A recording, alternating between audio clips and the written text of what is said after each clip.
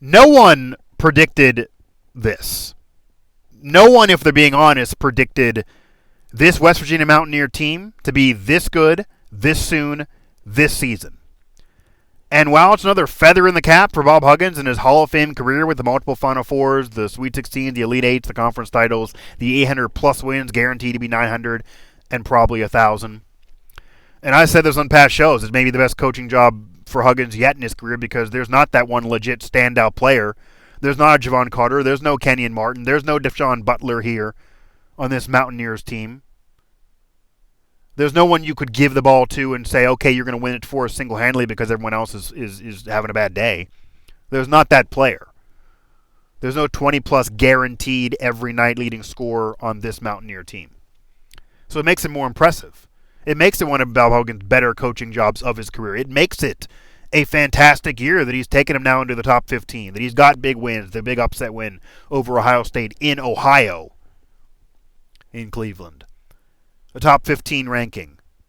Right now, as we stand 14-2, maybe even a better record when you watch this show. See what they do in the rest of conference play and the conference tournament. But all of that is true, but there's another reason why we got to this point.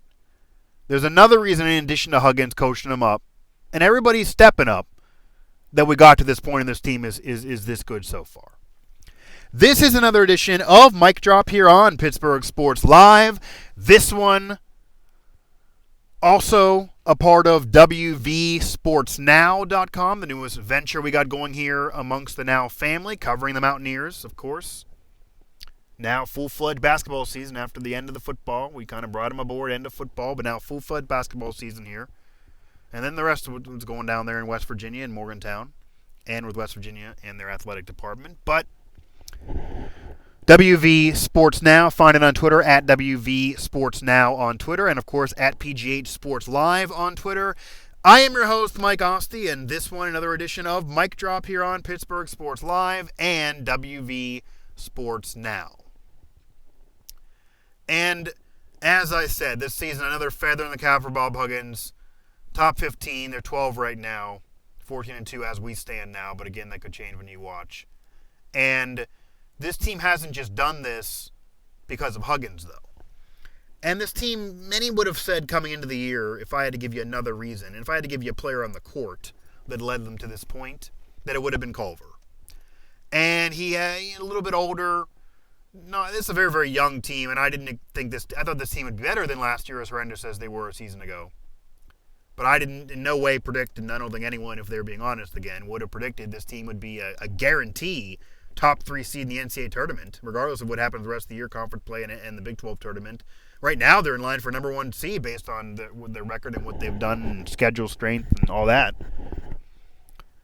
And there's been some projections at a number 1 seed. 2 probably more realistic, but 2 probably at the worst right now. And I would say a 3 at the very, very worst, 3 and 4 at the very, very worst, regardless of what happens the rest of the year. Even a few more losses, they can get upset and probably would still be a 3 or a 4. And I didn't even think they'd make the tournament at all coming into the year. Okay? And I think many of you would have thought the same. Maybe next year, maybe the year after that, there's a maturation process, a young team. They would need some time to get together. They were so bad last year. There's not that one star. It's not a good shooting team you would have thought coming into the year. Yes, they can rebound. Yes, they're physical. But is that enough? It wasn't last year.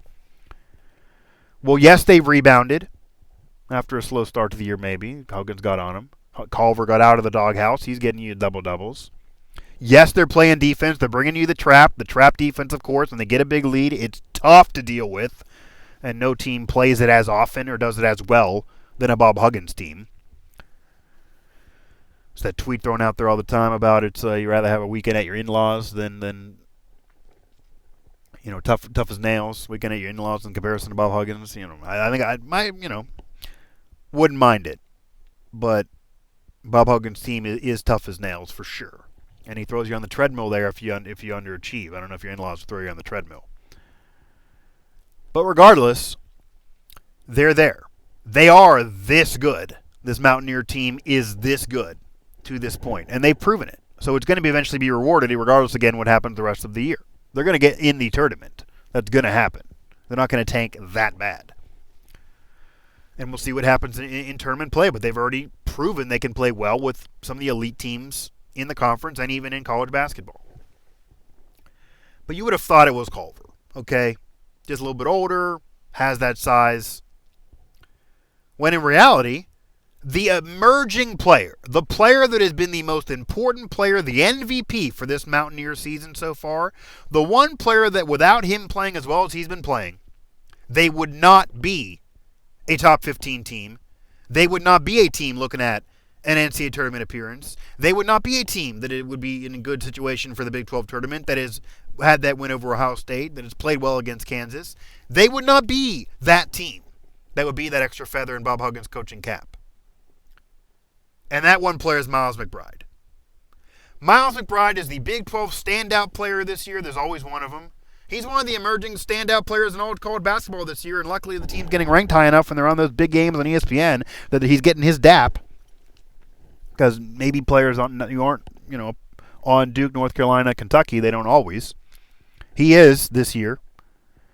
And Miles McBride, again, a freshman, so you wouldn't expect this out of Ohio. You wouldn't have thought this would be the case. Huggins recruiting down there in Ohio. He's very, very familiar, obviously, with that area, former coach at Cincinnati, and had a lot of success there before ever going to WVU. That's where most of the Hall of Fame resume is from. But Miles McBride has been a beast for West Virginia. He does not even start, and I don't even want him to because it strengthens that bench. It makes the team so deep. It allows you to not worry about just the starting five, but to really have the rest of the team give you fits and have you need to have your mind and be at full strength and maybe change your lineup depending on what happens beyond just the starting five. He makes that team so deep, and deep teams go far in the tournament if they don't have a legit number one, if they don't have a legit stud, if there is not a Deshaun Butler, if there is not a Kenny Martin, if there is not Javon Carter, and there's not. You need the depth for a tournament run. And West Virginia has it now, and they have it now because of Miles McBride again. He was a leading scorer in a game on a big win, and he's coming off the bench. He's given you double-doubles. He has the ability to rebound. He can defend. He can be part of that trap towards the end. He's learning it well even as young as he is. He seems to be gritty. He seems to have the strength. He seems to have the tenacity. He hustles. He gives you that Pete Rose hustle. And he can shoot a little bit. And it's not a team that's going to shoot the lights out for sure, but they give you enough shooting. They've been, at this point, been able to even hit some threes. They've been able to get better as a three-point shooting team, which is the new wave of basketball, but even college basketball. They're not just going to stand outside and hit and chuck three-pointers. This is not the Steph Curry's Golden State Warriors or James Harden with the Rockets in the NBA. But regardless, they can't cherry-pick and chuck up shots and feel like they're going to fall. They don't have those players. They're not that type of team. But they can play defense for sure. They can get rebounds for sure. They can give you that size with Culver and McBride underneath. Think about that lineup. I said this on a show way back. You can go to Pittsburgh Sports Live. You can go to WV Sports Now. That for West Virginia to win this year, and it was early in the year when we didn't know this was going to happen. They still had an easy schedule back then. I think it was right after the Pitt win. And Alan and I predicted in the Backyard Brawl preview that they would be pesky and get some upsets, but nobody thought this. But I even said then for this to happen, for them to be this good, they would need to use their size. And everyone knows that, but they would need to have a sized lineup. So forget about trying to worry about who can shoot. Just give you that almost old school Houston Rockets late 80s situation there with Sampson and Olajuwon. Give you the Twin Towers type of team.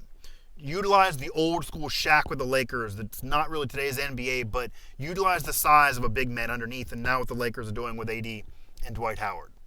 When they're on the court together, even though obviously Dwight doesn't start, it makes it impossible to go through the lane. It makes it easy to get those rebounds, to extend offensive possessions, to quiet down defensive possession and swat it away. They also get blocks. And they play that Bob Huggins style, does Culver, McBride, etc. That size of West Virginia, and especially when you have them down underneath the hoop, it makes it so hard for a defense, especially trying to come back, especially dealing with the trap before that. But Miles McBride has been a beast this year, and no one would have thought. No one would have thought that coming into this year. No one can tell me that. If you're going to tell me that who had to be WVU's MVP as a player for this team to be a top 15 team, for this team to get the NCAA tournament, for this team to be a top 3 seed in the NCAA tournament, for this team to maybe have a run in the Big 12 tournament or even Sweet 16 or better in the NCAA tournament, you would have said Culver. And everyone would have said Culver. He was the guy with some experience. He was the guy they were going to rely on. He was that guy that was in Huggins' doghouse earlier in the year, and they needed him to desperately get out of the doghouse for them to win at that point. He was the double-double machine, and they still need double-doubles from him. But the emerging player, Culver's been good, for sure. But the emerging player, the MVP of this West Virginia team so far, and really regardless of what happened, just because of how above expectations it has been and should be, of reasonable expectations for somebody who's so young and so inexperienced coming into this year.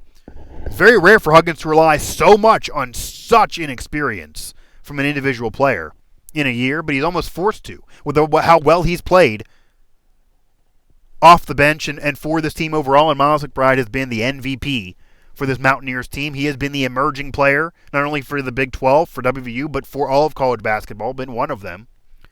And he is going to be the straw that stirs the drink. He is going to be that key, that X factor throughout the rest of this year, throughout the Big 12, throughout conference play, throughout the Big 12 tournament, throughout the NCAA tournament that they will be in